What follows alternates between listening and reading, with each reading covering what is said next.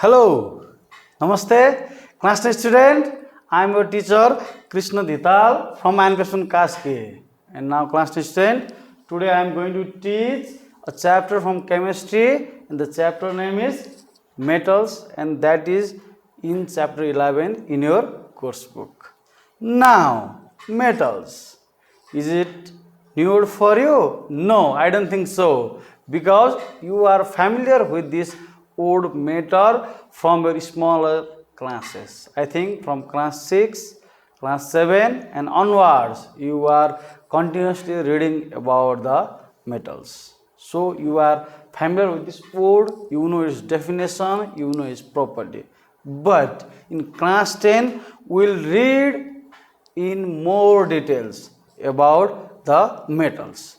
In this chapter you will read the properties of metals, what things we should call the metals, where we get the metals, what are the different types of metals, what are their uses, where they are found, and even in our chemistry we will link with our periodic table, where do they lie, what are their characters, in which period they lie, in which group they lie, and what nature they show.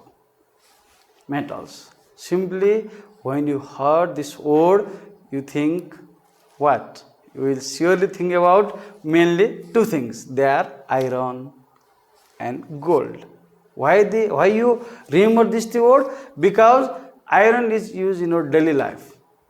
I think where you sit around you there are many things that is made up of metals. And another thing is gold. In our country, women and girls wear gold. In their nose, in their ear, in their neck, you can see gold very easily. So you are used to this word, but you may not their chemical properties. So in this chapter, we will read all these things. We will read about 5 different metals in our class. So first, let's introduce the metals from class 10. Okay. Now, introduction. I have defined in a very easier manner here. Now you see the definition first, you read and I will also repeat with you. Now the electropositive element that are good conductor of heat and electricity are metal. Now here new thing came, electropositive element. Firstly, or earlier classes you may define metal as those elements which are good conductor of heat, which are good conductor of electricity are metals. But here a new word has been introduced, that is electropositive. Do you know what is electropositive? I think many of you may know or many of you may not know, but you have surely heard the word electropositive. Okay, if you have forgotten also, I will tell you what is electropositive. Here in chemistry, we read about different elements, their atomic structure and their valency also. So, during combining of two or during different chemical reactions, some elements lose electrons while some elements gain electrons. So, those elements which lose electron during chemical are called electropositive elements. Are you clear this thing? In any chemical reaction, if any element loses the electron, that element is metal. Now you must be clear in two things. For any elements to be metal, one thing, it must be electropositive in nature. Electropositive means it must lose the valence electrons during chemical reaction. And the second thing is it must be good conductor of heat and electricity. Here I have written some example: gold, copper, silver and iron. Iron I have not mentioned over here, but in your mind when a word metal is struck, you will surely say the word iron. So now gold which our mothers, sisters wear, or our friends wear, or even we also wear the gold. So it is, what are its nature? It is electropositive. That means during in any chemical reaction, it loses the electrons.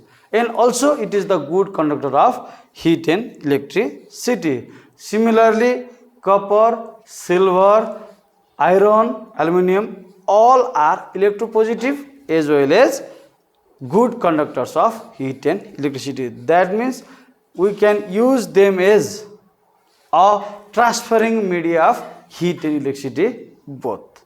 And now another important thing about the metal is that they are essential part of our life.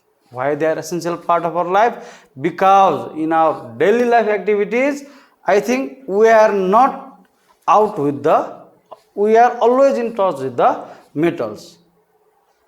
Simply, if you have to go from one place to another, you use vehicles. Number one thing. So, what things vehicles are made of? 100% they are made of with the metals. And next thing, you cook food. Your mother always cook food in morning, in the lunch, in the evening. So, she cook food in utensils. So, utensils are made up of metals.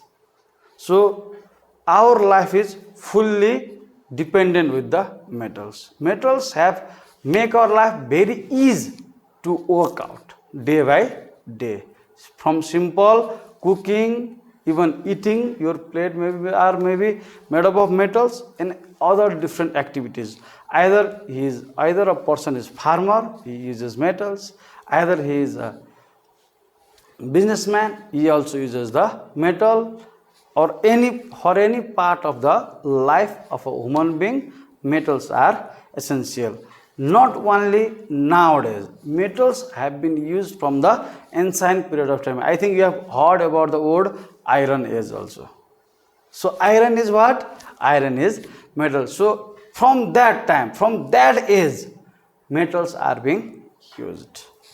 Now let's go to the properties of metals. Properties of metals. Now for element, I think you know the definition of element. So for a element to be a metal, what will be the properties? Now we will read one by one. Number one, they must be good conductor. That means good conductor of heat and electricity. From any metals, heat can easily pass. And for any metals also, electricity can also easily pass from one end to another end. So, for an element to be metal, it must be good conductor of heat and electricity.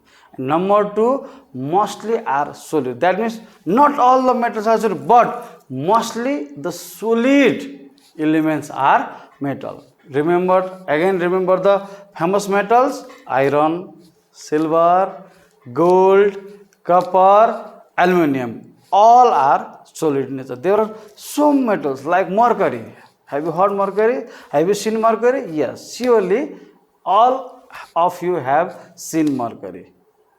Where? In thermometer. So it is in a liquid form. So there are some exceptional cases, but mostly the metals are solid in nature. Then another property is high melting point and high boiling point. What does this mean? For any metals to be melted, it needs very high temperature. It may be 2000 degrees Celsius, 25 degrees Celsius, 1000 degrees Celsius, but it will have higher point than any other elements. And another is high boiling points. After it is melted, it should be boiled. Any elements, if it is heated to a large scale or large extent, it surely boils. We have seen the water boils at 100 degree centigrade, but in case of metal, they don't boil at such a low temperature. So they need very high temperature to be boiled or to be melted. So high melting point and high boiling point is also a essential properties of metals. Then another point is malleable and ductile. I think this word you are being familiar from very smaller age. Malleable and ductile. If any element, if they are malleable, then that is metal. So malleable, what is malleable? I think anyone can say what is malleable. The things or the elements, if they can be beaten into the thin sheets, that is the malleable property. And ductile means from where we can make a wire-like structure, like the electricity wire that is made up of copper. That is the simple example of ductileness or malleableness. So for any elements to be metal, it must be malleable also and ductile also. Then lustrous. Another point is lustrous. Do you know what is lustrous? Lustrous means shiny, glowing. But you may ask me, the bulb glows, is it metal? No, that is not a metal. But the inside the bulb there may be metal, so that it is shiny in the nature. And it is the one of the essential properties of metal. If anything shines, if anything has a lustrous property, then it is a metal. Gold, think about gold, it has a lustrous. So every lustrous thing may not be metal, but all metal must have a property of lustrousness. And now another point is mostly are hard, which are rigid, which are tough. So anything or mostly the things which are hard in nature, they are metals. So in summary, let's summarize the properties of metals. That is, number one, they are good conductor of heat and electricity. They are mostly solid in nature. They have high melting point. They have high boiling point. They are malleable in nature. They have a property of ductility, or they must be ductile. They must be luster, and mostly of the metals are hard. So the next we are going, after this we will go for the next topic, that is minerals and ores. Now minerals and ores. This is I think this is a new thing, or you may heard this thing in other chapter also or other subjects also. So now minerals and ores. Now this is a new thing which is mixed with the chapter metal. Now minerals. What does a mineral mean? When it strikes in your mind, what do you think? What are minerals? So simply now we have seen the slide also. So anything which is natural, pure and organic. You have to remember these three things: natural, pure and organic are called minerals. So any substances which are natural, pure and organic, they are called minerals. You can define, if in exam or in any chapter wise question came, what do you mean by minerals? Then any substances which are natural, pure and organic and crystalline in nature, it is called minerals. Khaniज भन्छ है नेपालीमा. So anything which is natural, pure and organic is called minerals, and it is crystalline in nature. I think crystalline is also a familiar word with you. What is crystalline? Any substances that have fixed geometrical shape are called crystalline in nature. I think you have read in this earlier class, I think in your 8 or 9, crystalline and amorphous. These two things, these two words you are familiar with. Amorphous as a powder-like elements, while crystalline are those elements, or crystalline is the such a structure which have a geometrical shape and size. So any geometrical size, it may be cylindrical, it may be triangular, it may be square, it may be rectangular, or any pyramid, prism, anything. So which is crystalline in nature and which is pure, organic and natural. So this thing, a mineral have this kind of characteristic. It must be natural, it must be pure, it must be organic and it must be crystalline in nature. So if any element or if anything, any substances which have these properties, this is called minerals. So example of minerals are copper oxide, Cu2O, it is also called cuprite, and our next one is horn silver, or AgCl, simply silver chloride. So in minerals, metals are found as a minerals.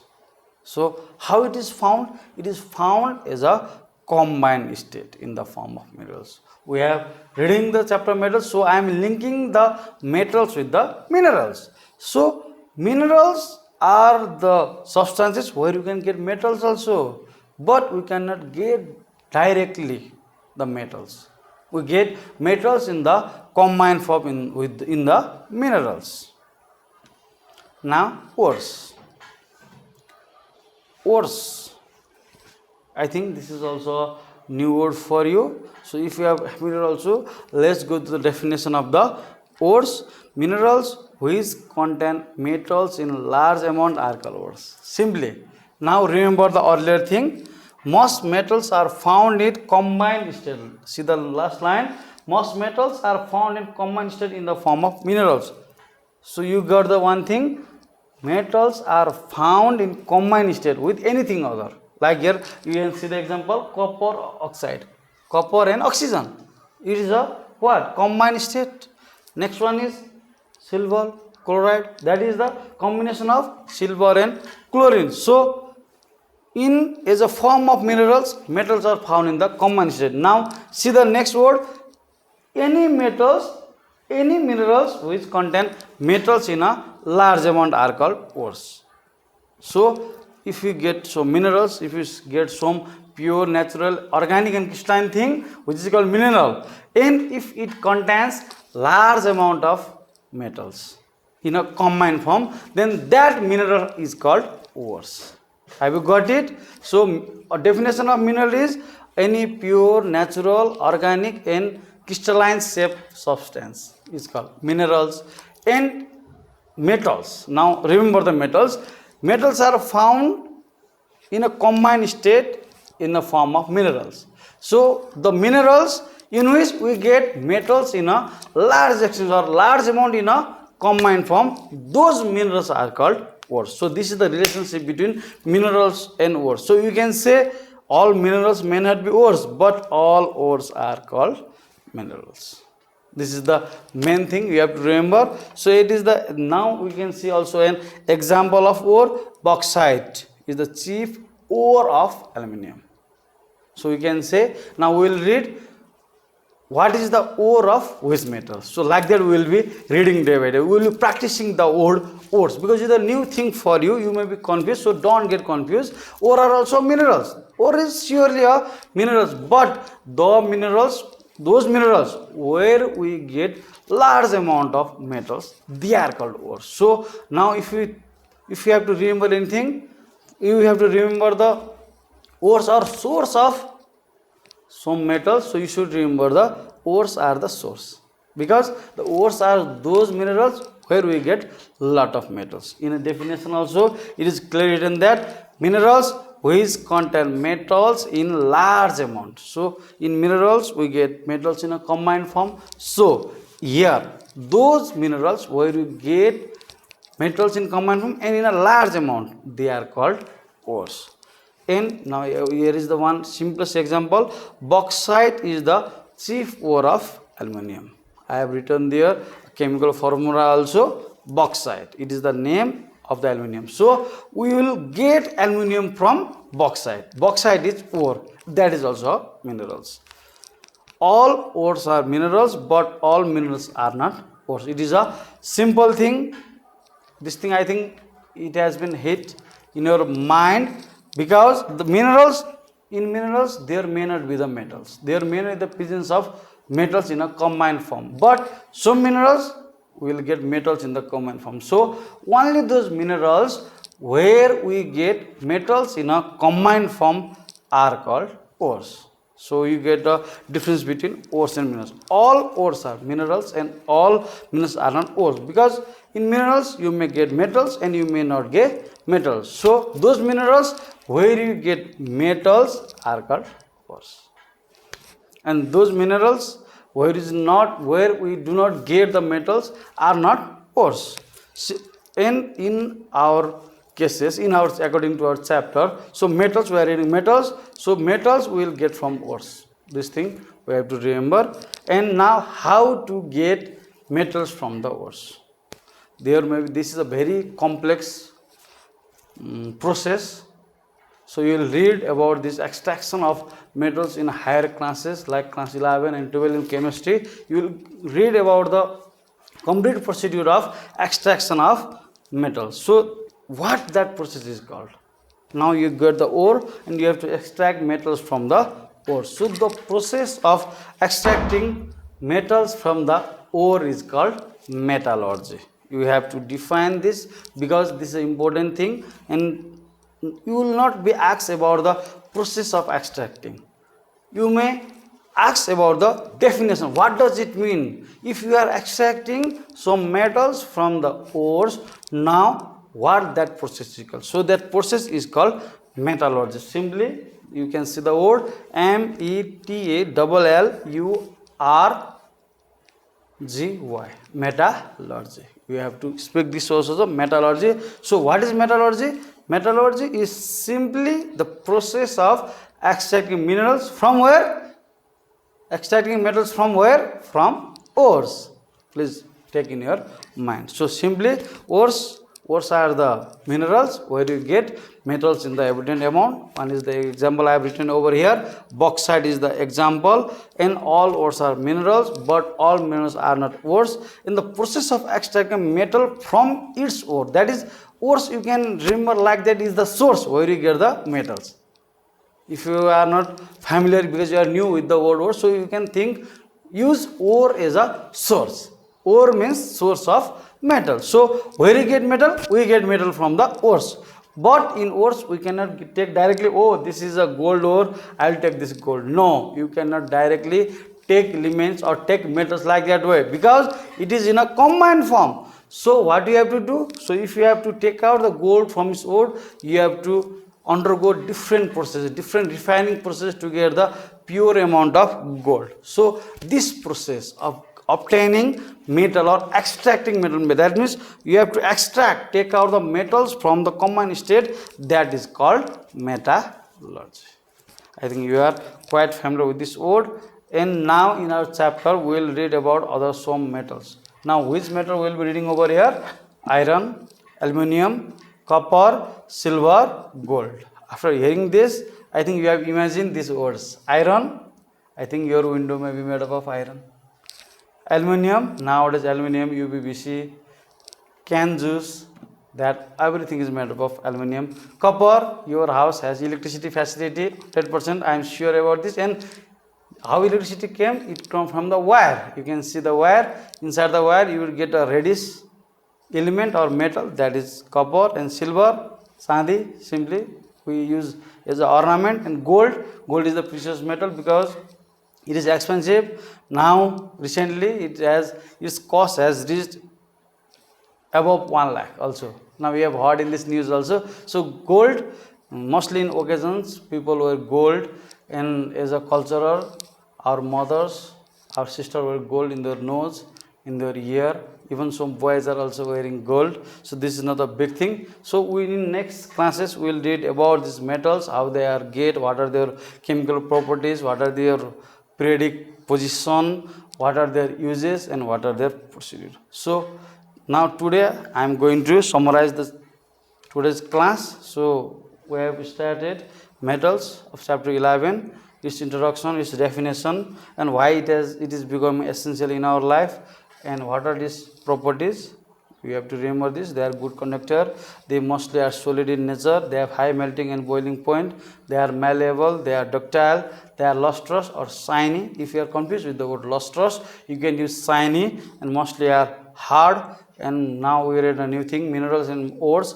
Minerals are crystalline, natural, pure and organic substance. I have written the example of horn silver and cuprite. And metals are found in the common state in the form of minerals. And those minerals where we get metals in the combined form are called ores. So I have given example of ore also. Minerals which contain metal is large amount, so that we can extract the metal. So we can take out the metal from its combined state, that is called ores. I have written an example of bauxite, that is the chief for aluminum, from where we get the aluminum. Bauxite is a composition of water, oxygen, aluminum, and even ozone also. But so you have to remove this oxygen and water and ozone from the bauxite ore, and after removing this thing you will get a pure oxygen. And so for removing this you need a process, you need a long process, and that process is called metallurgy. And one thing you have to keep in mind, all the ores are minerals, but all the minerals are not ores, because minerals, they may contain metal, or minerals, they may not contain the metal. So the minerals which contain metal are only ores. So